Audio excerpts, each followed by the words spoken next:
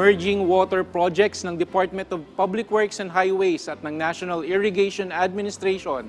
Ating alamin kasama si Engineer Eduardo Guillen, Administrator ng National Irrigation Administration. Engineer Guillen, magandang tanghali po at welcome back sa Bagong Pilipinas ngayon, sir. Hello, sir. Magandang tanghali po at sa lahat po ng nanonood sa atin. Morning, magandang tanghali po. Sir, una po sa lahat, ano po ba yung advantages ng pagsasanib ng water projects ng DPWH at ng NIA? Gaano po ba kalaking tulong ito sa efficient services at usage ng tubig sa ating bansa? Well, napakalaking bagay po ito, sir. Ano po? In fact, masasabi po natin na itong move po ito ng ating Pangulong President Ferdinand Bongbong Marcos Jr., ito na po yung game changer sa agriculture kasi alam naman po nating lahat, ang problema po ng agriculture sa Pilipinas ay yung tinatawag na low productivity. At ang kailangan po dyan, sir, is yung irrigation facilities para maitaas natin yung ating yield at yung ating output. Ano po? Eh ngayon, nakita ng ating Pangulo kasi na itong flood control ay nasasayang yung tubig kasi sabi nga ni Secretary Bonoan noon, natatapon lang sa dagat. So gusto niya, magamit na po ito para sa food security, para sa food production po. Paano naman po makakatulong, as you mentioned, food production, itong programang ito, in particular po sa rice sufficiency ng ating bansa? Well, kasi po, instead na mapunta lang sa dagat itong tubig, ang gusto ko ng itong plano po na ito, ma'am, is that ma-impound yung mga magkukonstruct tayo ng mga impounding dams, yung mga small river impounding projects. Ibig sabihin po yung mga magkukonstruct po tayo ng mga sabo dams. Ano po? Itong sabo dam kasi na tinatawag ng highways ay ang intention po nito is para sa sedimentation control. Ano po?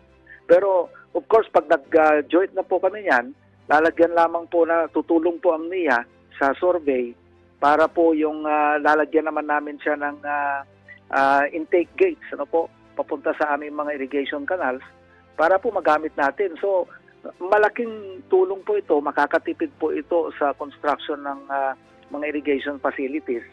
At ang maganda po na ito, yung implementation ng project mabilis kasi alam naman po natin kung gaano ka-efficient ang highways pagdating ho sa construction sa infrastructures po. Sir, ang tanong ng ating mga kababayan, paano naman daw po ma-address nitong merger ng inyong mga water projects ang problema sa tubig na dulot ng climate change? Hindi lamang po kasi ito, sir, para sa irrigation. Ano po, pati ho ito sa domestic water na din. At saka, pag nag-impound ang tubig po, nag-impound po tayo ng tubig,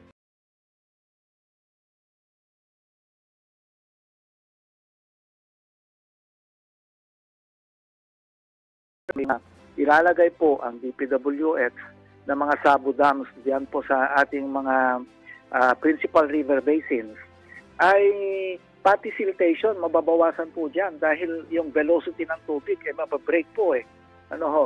So madami po talagang benefits po ito. At ito'y nakita po ng ating Pangulo. So masasabi po natin na ito na po yung crossroads ng ating agriculture sector papunta doon sa gusto ng ating Pangulo, yung bagong Pilipinas, yung maunlad na agrikultura.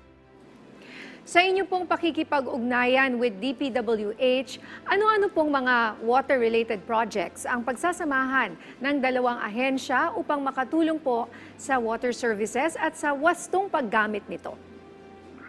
Una po ma'am, itong pag-construct po ng mga impounding dams, ano po, yung mga small river impounding projects, yung mga small water impounding projects, yung mga flood control po nila, yung mga slope protection, yung drainage construction, ano po.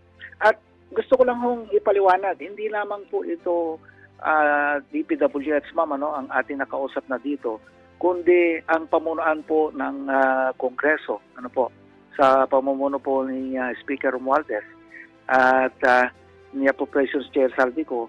Nag-meeting na po kami ng mga congressman, 3 araw po kami nag-meeting, ano po. At bawat congressman po na kinakausap namin, and natutuwa po kami dahil ni isang congressman wala pong sumalungat dito sa programa po na ito. talaga pong all-out support sila.